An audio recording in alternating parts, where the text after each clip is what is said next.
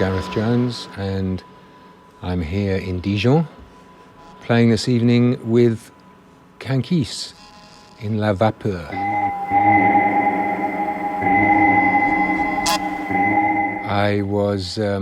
Someone gave me a break, actually. I was working at the radio station in the BBC back in the 70s.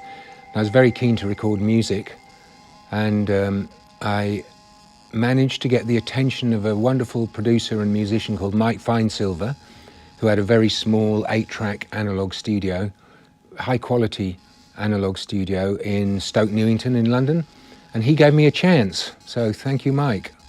A very long time ago now. The first LP that I made top to bottom was in this little 8-track studio which was called Pathway, and it was with John Foxx, who's another great mentor of mine. He also gave me a break because I'd never recorded and mixed a full LP at that time, and he came into the studio for a little test session, and somehow he had the feeling that I would be the right person to help him to engineer his solo debut record, Metamatic. So that was the first one I ever recorded and mixed. And I know you were thinking about Tuxedomoon. It was through John that I met Tuxedomoon, because I think they approached John to produce an album for them, and I think John was busy and he recommended me to them and put us in touch. And so Tuxedomoon was the first album I ever produced or co-produced. Desire, the Tuxedomoon album is called. But the material was pretty much written when they arrived into the studio. I'm sure that we didn't have a great deal of time to make the record. I was really excited to work with them, and Winston Tong came in a bit later in the process, because he was obviously a very important part of the group, but not actually in the group. As far as he was like a guest artiste, and so when he came, it was like a really big deal. He came after a few days and did some wonderful vocals, and I also remember working with Blaine on Holiday for Plywood, I think it's called,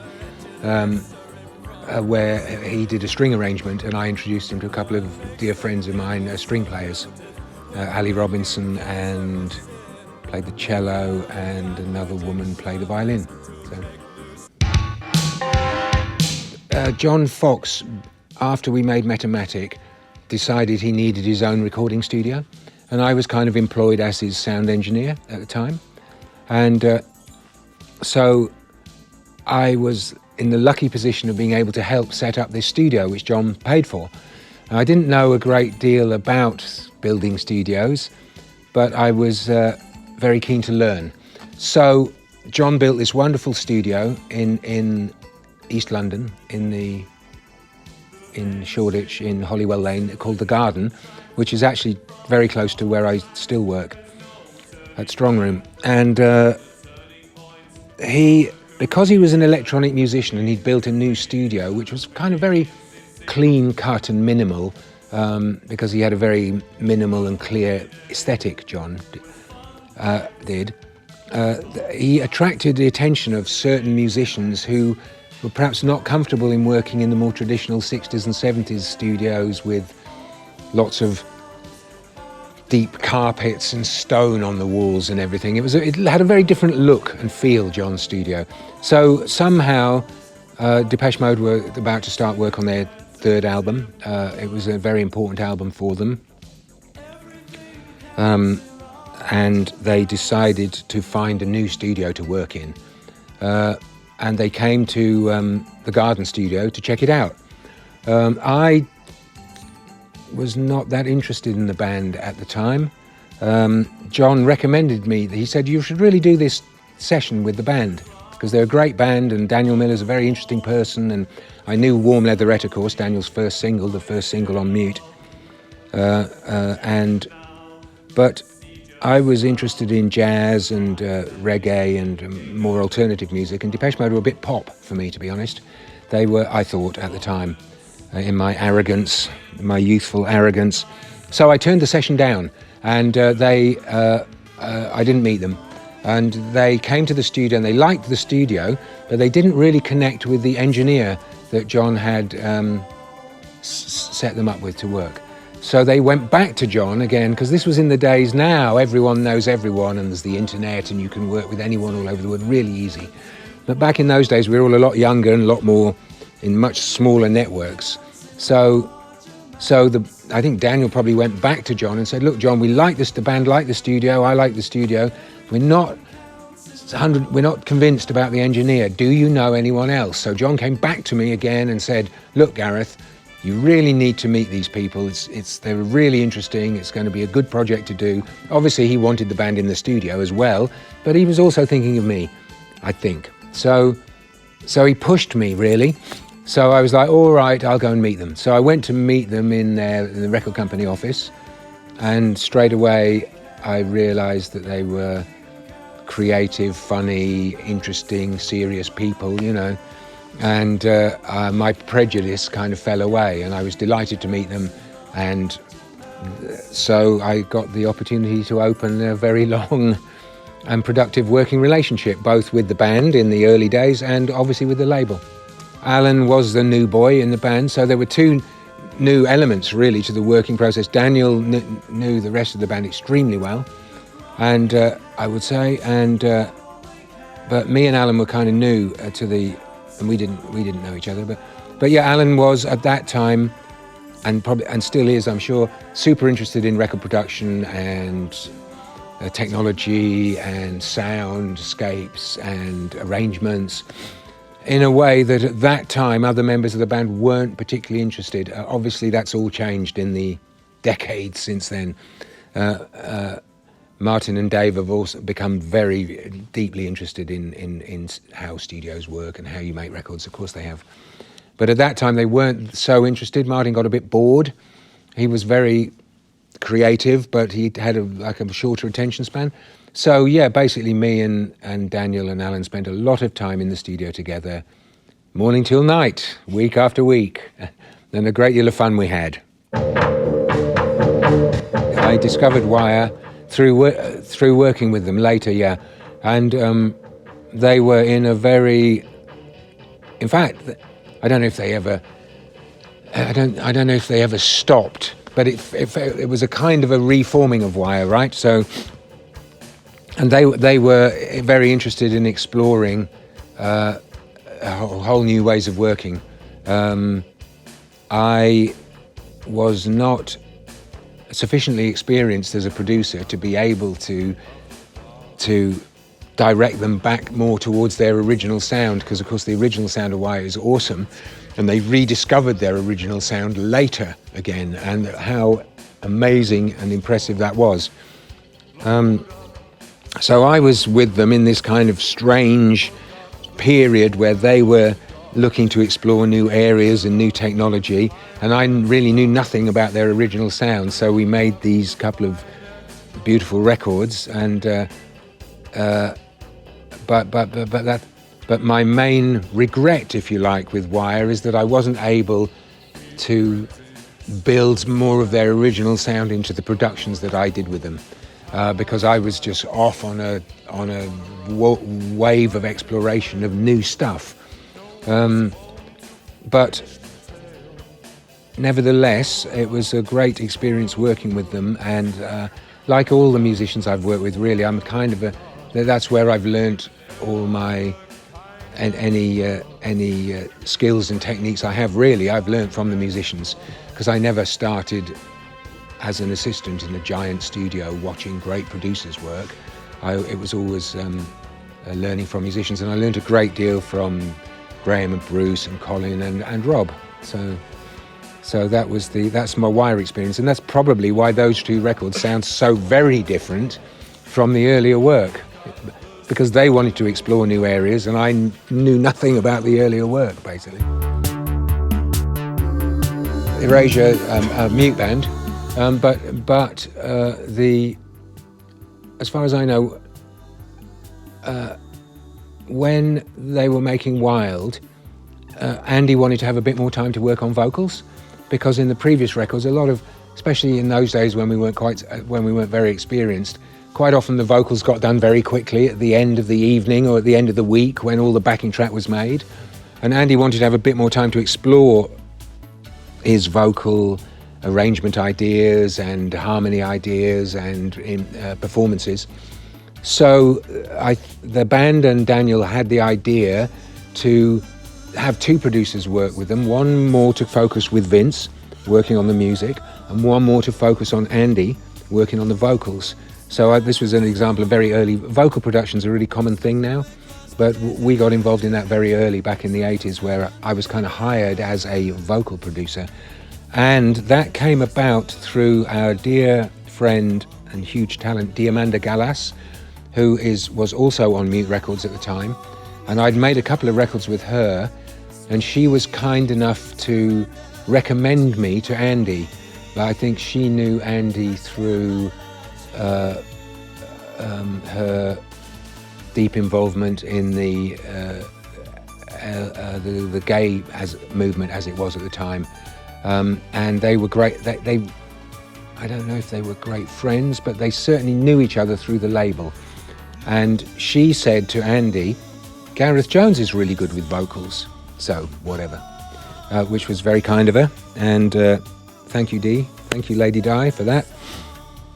And so she introduced me to Andy, and we are still great friends, and we still love working together. So that's been a wonderful, nearly 40-year working relationship, you know.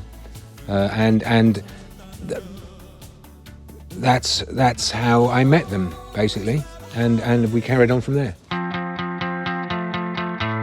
I met them through Domino Records because Daniel Kessler, the guitarist, was at that time the New York rep for Domino. And so Lawrence, they were looking for some outside ear to help with the mixing. Interpol were in the studio with Peter Katis producing, who's a legendary producer now and a great mixer. But for some reason, at that time, they wanted to have another set of ears, an external person come in and help with the mixing. I was recommended by Lawrence Bell to Daniel Kessler through the Domino connection as a potential person to come and help, and they flew me over for a quick mixing session, and I was very taken with it. I thought it was a beautiful record, and I thought the EP or the singles or whatever it was they put out beforehand were also amazing. So that was a great pleasure to work with them. Not every mix of mine made it onto the record. Actually, I didn't get the chance. It was such a short session, I didn't get the chance to go back and rework some of the mixes. So Peter and the band also did a lot of mixing on the record. But that was certainly an amazing record to be made. What an incredible record that is, Turn on the Bright Lights, you know. I still love it. Really vibey. That was interesting though, because there was a lot. It's an interesting story because there was a real sense, even though it was the first record, that there was huge ambition and attention to detail and passion, but still there was this feeling that it might not happen, and oh, if we don't manage to make this record go, we're going to give up, you know, and I just share that because I think it's so important for us all to realise that even the great stars now, huge talent, people we think of as huge talents, also have terrible doubts sometimes, and we all have to work through these challenges and doubts and keep on doing what we do. I remember having a late night conversation with Paul the singer about. I said, "Oh, you know, you can't possibly give up, Paul. The record's amazing. You know, doesn't matter what happens. You guys are so amazing. You know." And of course, he knew that anyway. But he'd just been through a little moment of doubt, like we all go through. So, don't give up, kids. Keep doing it. I don't know how I met them. I met them through my management, actually. Now Next Wave Management in LA, who I still work with. And really, Chris T, the bass player and bass clarinet player and all-round musical genius, arranger, singer, everything. He was, in some sense, the kind of producer of the record, although it's obviously produced by the whole band. But Chris T was like the Pro Tools guy and the guy who was deeply interested at that time in recording technology and making a record, you know. I think the band wanted, they loved the work that they'd done together to that point, but again they wanted an external set of ears to come in and help finish it. And I had a number of telephone conversations, as it was in those days, with Chris about how he could finish the record, and it seemed to me that they didn't need me to come and help. And the more I said, well, look, just go into a big studio, split it all up, it'll be amazing, Chris, the more I kind of said they didn't need me, the more interested Chris seemed to become in actually having me come and help. So again, that was quite a quick session. I just flew into the East Coast and we went into the Catskill Mountains to an amazing studio and basically mixed the record to tape through a wonderful old vintage analog board. It was incredible. It was the middle of winter. We used to go on hikes in the snow through the forest. It's really, really amazing place. Well, now we're up to date almost, right? I've got a number of, obviously I'm here today because of Kankies, which is a record that Emily and I wrote together really over the COVID lockdown. I'd worked with Emily before with Tiny Feet and I've made a number of records with Jan. And how did this, so Kankies, before we wrote the Kankies record, I'd already written a solo record, which my debut solo record, Electrogenetic is my project name. And because I found a kind of a musical voice through Electrogenetic, and I found a relationship with modular synths, which is very much my instrument. And so I was able to create soundscapes and co-write this record with Emily, which was beautiful. And also at some stage, around about then, before lockdown as well, Daniel and I have been great friends for decades, obviously, and we're still great friends, and he's been a wonderful mentor as well as a friend to me. And over many years, we've done jam sessions together in the studio. We often used to do jam sessions in the 80s after the Depeche had gone home, just muck about with delays and effects and synthesizers. And then in the 90s, we did more modular electronic jams, very long and extended, that we never really released, and then, I don't know, 3 years ago or something, in the 21st century, we've often met to do modular synth improvisations for fun. And about 3 years ago, I think, we had a nice afternoon improvising together, and we were going to a Ligeti concert, I think, at the Barbican that evening. And as we walked over from my studio to the Barbican, I said to Daniel, are we ever going to make a record, Daniel, before we die? And the next day we had a telephone conversation and we realized that was like a serious thing. And so we focused on making improvisations that other people might like to listen to. One of the key factors of that was there was no post-production involved, and we tried to limit the length of our improvisations to 5 to 7 minutes so that we didn't have to do a lot of editing. And really by imposing these limitations, and we only have two stereo output from each modular rig. So we've just got 2 stereo channels and fairly short pieces on the first Sunroof record. And because of these limitations, this is what I'm trying to sell to people really, because we limited ourselves in this way, we were able to complete the work. I think if we hadn't done that, if we'd have done big multi-track recordings of long pieces, there still wouldn't be a Sunroof record because we never would have worked through the editing and completing stuff. So anyway, we made the first Sunroof record and we enjoyed it very much. We've just completed the second Sunroof record. It's mastered, the artwork's all done. On the third record, we're trying something slightly new for us. It's old as well. We're trying to take 3 days, 4 days in the studio at one time, rather than meet for 3 or 4 hours in an evening every week or every 2 weeks. We're trying to say, let's take a little block of time, 3 or 4 days in the studio, and work, listen to what we did the day before and carry on, which is how we used to work in the 80s. But we've not yet done that with Sunroof, so we've pulled an old style of working back into our new project. So that's going to be quite productive, I think. Yeah, Sunroof Live, don't miss it.